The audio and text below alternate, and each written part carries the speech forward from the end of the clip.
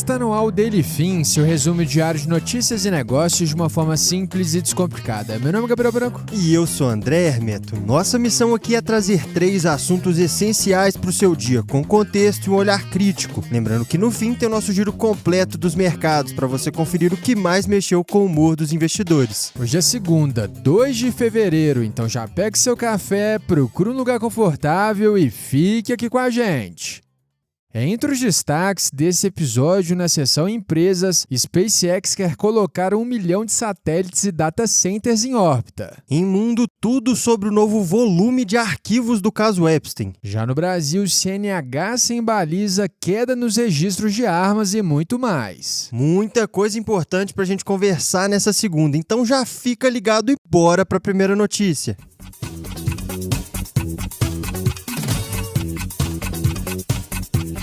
No mundo dos negócios, a empresa de Elon Musk, a SpaceX, pediu autorização para lançar até 1 milhão de satélites em órbita da Terra. E o plano é bem ambicioso. A SpaceX quer levar data centers para o espaço alimentados por energia solar para atender a demanda crescente da inteligência artificial. Esse pedido foi protocolado na noite de sexta-feira, dia 30. E o contexto aqui é fundamental, Branco. Hoje, a grande corrida do setor de tecnologia gira em torno da IA, e essas ferramentas exigem uma infraestrutura pesada por trás. Caso vocês não saibam, os data centers são enormes conjuntos de servidores que consomem quantidades gigantescas de energia e também muita água para resfriamento. Na prática, eles são a espinha dorsal da inteligência artificial. E é justamente esse gargalo que a SpaceX quer atacar. A proposta da empresa é tirar esses data centers da Terra e levá-los para a órbita, usando o foguete reutilizável Starship. Na visão da SpaceX, isso poderia ser uma alternativa mais barata e mais sustentável em comparação aos data centers terrestres. E no espaço, o sistema aproveitaria vantagens naturais. O resfriamento seria feito por meio do resfriamento radiativo, usando o próprio ambiente espacial para dissipar calor. Já a energia viria direto do Sol, o que reduziria a dependência de baterias. E para ter uma noção dessa escala de vantagem, em órbita painéis solares podem ser até 8 vezes mais eficientes do que na Terra.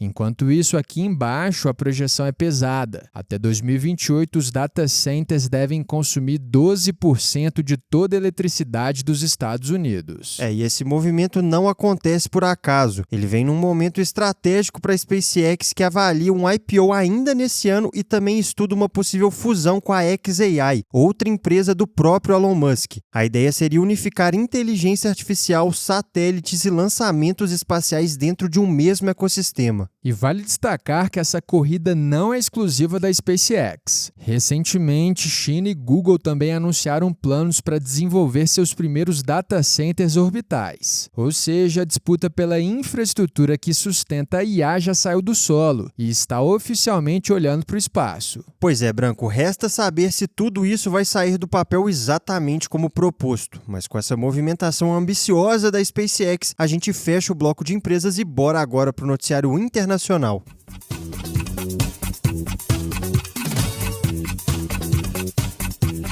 Agora, no bloco internacional, o Departamento de Justiça dos Estados Unidos divulgou nesta sexta o maior volume de arquivos já liberado pelo governo sobre o caso de Jeffrey Epstein. E a coisa grande mesmo, são cerca de 3 milhões de páginas, além de 180 mil imagens e 2 mil vídeos. E vale relembrar aqui rapidamente quem era Epstein para quem está chegando agora. Ele foi um bilionário acusado de comandar uma rede de exploração sexual envolvendo menores e morreu em 2019 enquanto aguardava julgamento. E dentro desse novo lote de documentos aparecem detalhes bem específicos. Um deles fala de uma oferta feita por Epstein para apresentar uma mulher russa de 26 anos ao ex-príncipe britânico Andrew, que acabou perdendo seus títulos depois que os vínculos com o bilionário vieram à tona. E os arquivos também trazem nomes de peso da política americana. Trump e Bill Clinton estão entre esses nomes citados. No caso de Trump, os documentos registram que ele manteve uma relação social com Epstein entre os anos 90 e 2000. E aí entra um ponto extremamente sensível. Um dos documentos menciona uma denúncia antiga que se tornou pública em 2016, e ela acusava Trump de estupro de uma menor em 1994. Esse processo, no entanto, acabou sendo retirado pela própria denunciante. Além disso, outros nomes conhecidos aparecem no material. Bill Gates, por exemplo, surgem alegações envolvendo garotas russas e DSTs, algo que ele já classificou publicamente como absurdo e falso. Já Elon Musk aparece em trocas de e-mails que falam sobre possíveis viagens às ilhas de Epstein, mas segundo o próprio Musk, essas viagens nunca aconteceram. E também aparece o nome de Steve Bannon, que foi um estrategista-chefe da Casa Branca. Em mensagens atribuídas a ele, surgem elogios ao ex-presidente brasileiro Jair Bolsonaro, inclusive com referências diretas ao slogan Make Brazil Great Again. Segundo o governo dos Estados Unidos, essa divulgação agora encerra o processo de revisão dos arquivos. As autoridades afirmam que não houve qualquer tentativa de proteger Trump durante o processo. Mas mesmo assim, opositores seguem acusando a gestão americana de reter informações. Ou seja, apesar do despejo de documentos, a polêmica está longe de acabar. Mas com esse panorama do noticiário internacional, a gente segue agora para a próxima sessão.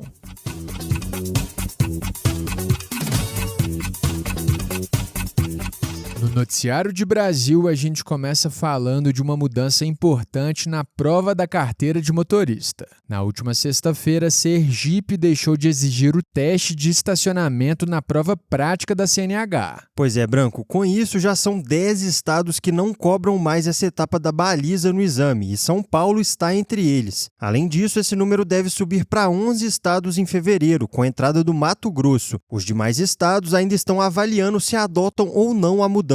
E tem mais um detalhe importante aqui sobre São Paulo. Além do fim da baliza, também foi liberado o uso de carros automáticos durante o exame prático, o que muda bastante a experiência de quem vai tirar a habilitação. Agora, mudando de assunto no cenário brasileiro, vamos falar sobre um dado sobre as armas de fogo. Entre 2023 e 2025, o governo Lula autorizou 85.469 registros de armas para defesa pessoal. Esse é o menor volume desde o primeiro mandato do próprio Lula, quando foram liberados 80.001 registros. Para efeito de comparação, esse número representa uma redução de 80% em comparação aos 3 primeiros anos do governo Bolsonaro, que somaram 343,2 mil registros. Essa retração veio depois de decretos que restringiram a compra e o uso de armas no país. Olhando o histórico mais longo desde 1965, o Brasil acumula 2,95 milhões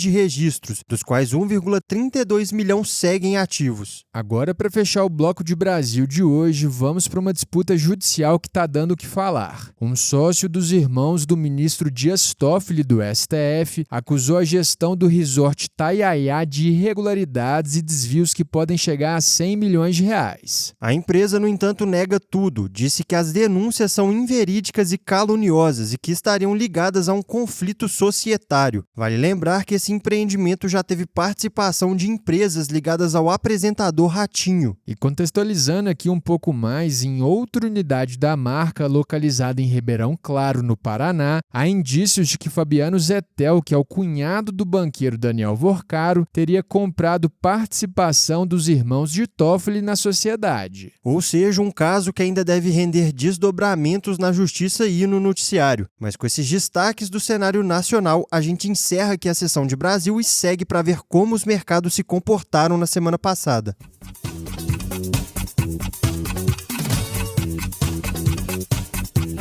No fechamento dos mercados do Daily Fim, a gente começa pelo Brasil. Na última semana, o Ibovespa fechou em alta de 1,40% aos 181.364 pontos. A saída de recursos dos Estados Unidos seguiu beneficiando o mercado local, com entrada de capital estrangeiro por aqui. Em 2026, esses aportes já somam 23,1 bilhões de reais, cerca de 91% do total registrado em 2025. No campo macroeconômico, o IPCA 15 subiu 0,20% em janeiro, que foi abaixo das expectativas. Já o Copom manteve a Selic em 15% ao ano, mas indicou que o início dos cortes pode ocorrer já na reunião de março. Nesse cenário, o dólar fechou a semana em queda de 0,74%, aos R$ 5,25. Nos Estados Unidos, o Federal Reserve manteve a taxa de juros inalterada, na faixa de 3,5% a 3,75% ao ano. interrompendo um ciclo de 3 cortes consecutivos. No comunicado, o Fed afirmou que a geração de emprego segue fraca, enquanto a inflação permanece um pouco alta. Em meio a esse cenário, a indicação de Donald Trump para Kevin Warsh presidir o Fed trouxe volatilidade aos mercados. Caso seja confirmado pelo Senado, Warsh terá a missão de preservar a credibilidade e a independência da instituição, em um ambiente de forte pressão política. No pregão de sexta, a prata chegou a recuar 31%, enquanto o ouro caiu 11%. Sobre os índices, na última semana, o S&P 500 caiu 0,43%, enquanto o Nasdaq recuou 0,94%. Entre as ações, a Microsoft recuou 7,65% na semana após divulgar os resultados do quarto trimestre. Os investidores reagiram negativamente ao desempenho da Azure, que é a divisão de nuvem da empresa e que veio abaixo do esperado. Olhando para a agenda dessa semana agora, amanhã, terça-feira, é dia de divulgação da ata do Copom, com os bastidores da última decisão sobre a Selic. Na quarta-feira começa a temporada de resultados das empresas brasileiras listadas, com Itaú e Santander entre as primeiras. Já na sexta será divulgado o relatório oficial de empregos dos Estados Unidos, o Payroll. E por fim, no mundo dos esportes, no domingo acontece a decisão do Super Bowl, a final da Liga de Futebol Americano entre New England Patriots e Seattle Seahawks. Mas agora que encerramos essa sessão, terminamos mais um episódio. Se você curtiu nosso conteúdo dessa segunda, já segue a gente aí e ativa o sininho para não perder os próximos. E lembrando aqui que essa é a versão em áudio da nossa newsletter. Ela chega todo dia às 6h30 da manhã no seu e-mail e por lá você encontra mais detalhes e outras sessões que não cabem por aqui. O link de inscrição está na descrição desse episódio. E se esse episódio te ajudou, não guarda só para você não. Compartilha com os amigos e com a galera do trabalho, até porque todo mundo merece ficar bem informado. Boa segunda, turma. A gente se vê amanhã no próximo episódio. Valeu, pessoal!